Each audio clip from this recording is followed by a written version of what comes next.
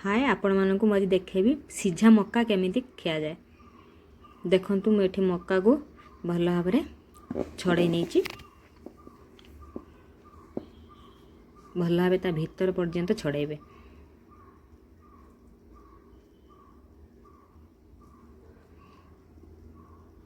देखंतु मैं धीरे धीरे कर छड़े नेली ताको आम मझीरु दिखंड करवा कहीं प्रेसर रे सिझे हेनी ताको दिखंड करदेली।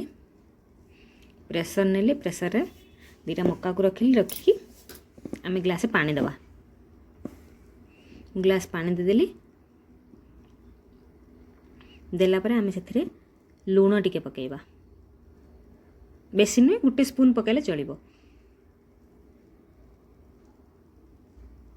तापर आम ढांकुड़ी दे गैस रे दुईटा हुइसिल पाई बसेदवा। देखंतु मुझे गैस ऑन करी दुईटा हुइसिल पाई प्रेशर को बसेदेली।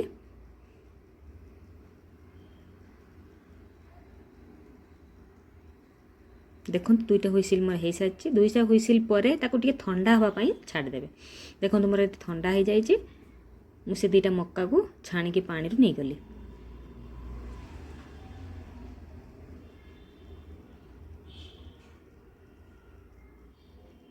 ताको सीझे टिके ठंडा हला पर जल्दी पानी रू छाणी नेबे नहले से पाणीचिया लागिबो। देखंतु मैं एठी नेछि लेंबू फाळे टिके लंका गुंड आउ लूण टिके। एठी आपण नॉर्मल लूण भी यूज करि परिबे ब्लैक सॉल्ट भी यूज करि परिबे। मैं एठी नॉर्मल लूणटा नेछि। देखंतु मु लेंबू को आउ टिके छोटो करदेली।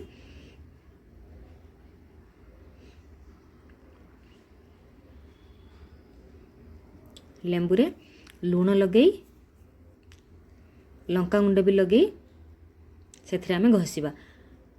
जेहेतु मो पुओ खाइबो लंका गुंड लगे ना आपण मैंने चाहिए लंका गुंड भी एथिरे लेंबू सहित बुड़ेकी लगे पारिबे। मु सबुथिरे घसी नेछि।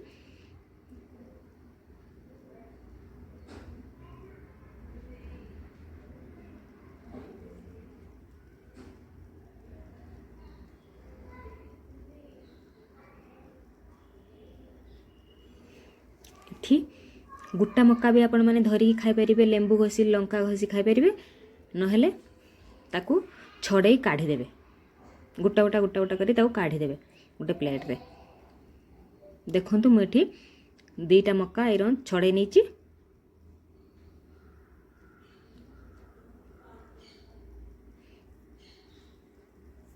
आ एथिरे आमे टिके लेंबू चुपुड़ दबा।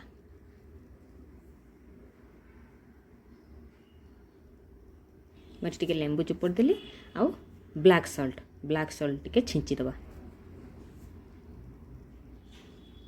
ताको भल भाव मिक्स कर दबा। मिक्स करी खाई नेबे। वीडियोटी आपण मानको भल लागिथिले लाइक शेयर सब्सक्राइब कमेंट करिवे खाई कि केमिति लागुची। देखंतु मो पुओ खाई